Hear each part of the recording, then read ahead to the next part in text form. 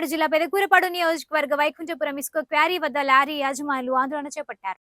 వచ్చిన వాళ్ళం ఎక్కడైనా సరే డ్రైవర్ వర్కర్ మీద చేసే అధికారం ఎవరికీ లేదు.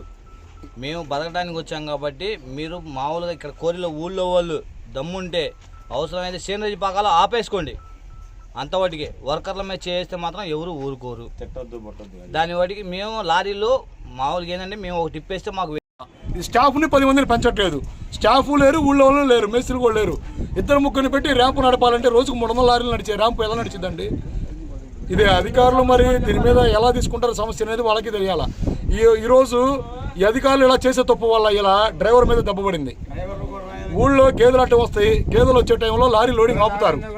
అది మేస్త్రులకు తెలుసు, గేదెలు వచ్చే టైంలో లారీలు ఆపండి, లోడింగ్ ఆపడం అని. వాళ్ళు ఉండి లారీలు ఆపేవాళ్ళు.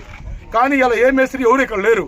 వాళ్ళు లేకపోవడం వల్ల, ఆపేవాడు కూడా లేకపోవడం వల్ల లారీలు అడ్డంగా ఉన్నాయన్న ఒక్కతో గేదెల వాళ్ళు కూడా ప్రెసిడెంట్ వాళ్ళ గేదెలకి లారీలు తగులుతున్న కోపంతో ఇలా ఒక లారీ డ్రైవర్ మీద దెబ్బ చేసుకున్నారు. డ్రైవర్కి దెబ్బ తగిలింది. ఆ డ్రైవర్ తరపున ఆలోచిస్తే